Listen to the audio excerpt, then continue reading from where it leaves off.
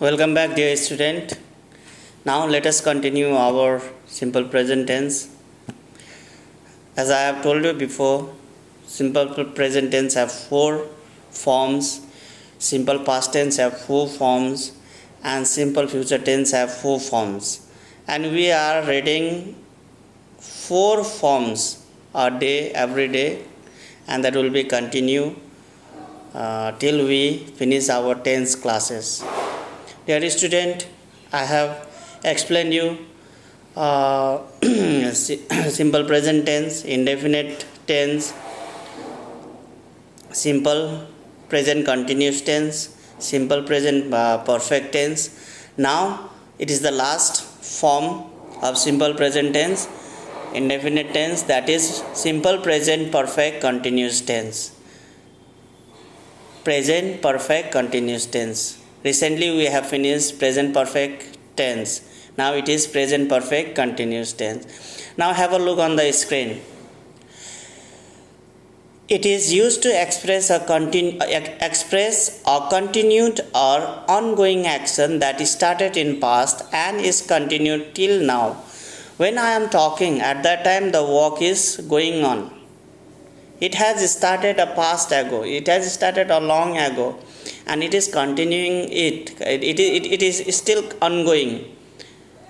वो काम जो पास्ट में शुरू हुआ था, अभी भी वो कंटिन्यू में निरंतर है. When I am speaking, जब मैं बोल रहा हूँ, तो उस एक्सप्रेशन, इस सिचुएशन को हम लोग प्रेजेंट परफेक्ट कंटिन्यूस टेंस में एक्सप्रेस कर सकते हैं. In this tense start time of action will always be given like. Start time of action, action कब शुरू हुआ, ये टाइमिंग दिया जाता है. जस्ट लाइक उस टाइमिंग बताने के लिए यहाँ पे है for a few days, for few months, for a few years, since Monday, etc. These are the time indication. Time indication है ये कब ये वो काम शुरुआत हुआ. So start time of that particular action. Now move down. Let us see down. It is if start time of action is not given in the sentence, then it does not come under present perfect continuous tense. अगर वो situation में अगर start time नहीं दिया गया है action का, तो प्रेजेंट परफेक्ट कंटिन्यूस टेंस में नहीं आता है. वो वहाँ पे स्टार्ट टाइम होना ही है. Okay, now start time of action is the main factor which differentiates between present continuous tense and present perfect continuous tense. ये start time of an action, कोई भी काम का starting time जो हम लोग देते हैं, ये क्या करता है? It has a main factor, it has the main importance. एक महत्व है. ये present continuous tense और present perfect tense को ये अलग करता है. वही start time of action. ये दोनों प्रेजेंट कंटिन्यूस टेंस और प्रेजेंट परफेक्ट कंटिन्यूस टेंस को अलग करता है. स्टार्ट टाइम ऑफ एक्शन, ये कंटिन्यूस है. यू मे गेट कंफ्यूज, लेकिन one is present continuous and one is present perfect continuous. So you must not get confuse, and both of them are separated by the start time of action. काम करने का जो शुरुआती time था, ये दोनों में फ़र्क बताता है. Now let us see. Use of for and since is there in this tense. ये टेंस में फॉर एंड सिंस का यूज़ होता है. अब ये फॉर एंड सिंस हम लोग देखते हैं इसके बारे में क्या बताता है. Use of for is use before uncertain time. For हम लोग उस टाइम यूज़ करते हैं कि फॉर ये बताता है, फॉर ये डिनोट्स करता है अनसर्टेन टाइम, निश्चित टाइम बताता नहीं है. अब use of since is use for certain time. निश्चित टाइम के लिए हम लोग सिंस यूज़ करते हैं. नाउ देखते हैं हम लोग example. She has been listening songs for 2 hours. She has been living in United States of America since 1998. You can easily understand it. For 2 hours वो म्यूजिक सुन रही थी 2 घंटे तक, लेकिन यहाँ पे स्टार्ट ऑफ टाइम नहीं दिया गया है. So we don't have the definite time, मतलब सर्टेन टाइम नहीं है. लेकिन यहाँ नीचे पे देखो, she has been living in United States of America since 1998. Since 1998 से अभी तक at the time of speaking में जब बोल रहा हूँ तो वो यूनाइटेड स्टेट्स ऑफ अमेरिका में रह रही है, वहाँ पे लिविंग कर रहा है. सो फॉर सर्टेन टाइम बताता नहीं है और सिंस सर्टेन टाइम बताता है. Now, structure of affirmative sentences: subject plus has been or have been plus verb first form plus ing plus since for plus time reference.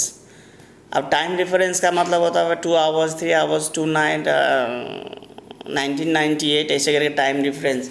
Subject तो आपको मालूम है और हैज़ हैव ये दोनों यूज़ करने हैं, उसके साथ में बीन यूज़ करना है. ये प्रेजेंट टेंस है, इसीलिए हम लोगों को हैज़ हैव यूज़ करना है, हैड यूज़ नहीं करना है.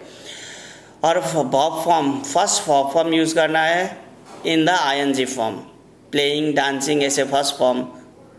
प्ले फर्स्ट फॉर्म हुआ, उस पर अगर आईएनजी लगाएंगे तो प्लेइंग होगा, वो आईएनजी फॉर्म में होगा. सो उसके साथ में प्लस सिंस लगाएंगे अथवा फॉर और टाइम रेफरेंसेस हम लोग दे सकते हैं. She has been living in USA for 5 years.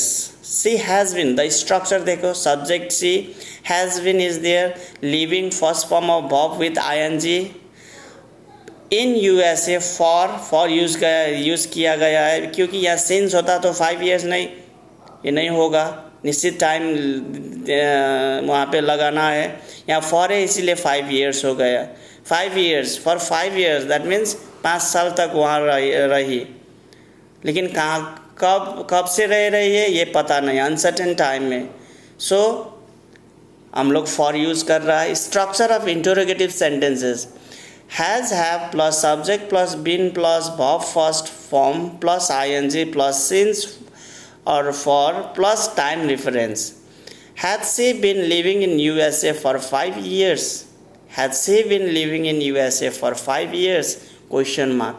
Interrogative हम लोग स्ट्रक्चर अथवा सेंटेंस लिखते हैं तो we must not forget that we must have to put the question mark at the last and always start with capital letter. The sentence should start with the capital letter.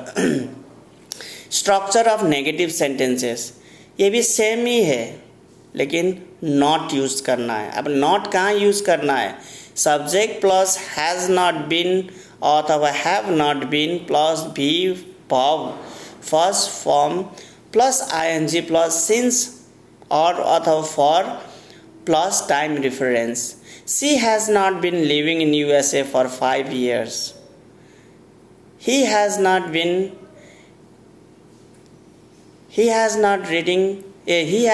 been reading for 2 hours. ऐसे करके हम लोग different sentences example में लिख सकते हैं. Dear student, we have finished the 4 forms of simple present tense. Tomorrow we will be starting our simple past tense. ये 4 हम लोग जो इसका क्लासेस था, सब क्लासेस था, हम लोग पढ़े. So dear student, revise the simple present tense and write at least 10 sentences from this simple present tense. You have to mix up all the classes, all the example of whatever the forms of simple present have, use all those forms and make the different mix of sentences. Dear student, this was the last form of simple present tense, that is indefinite tense. Tomorrow we will be continuing our tense with simple past tense.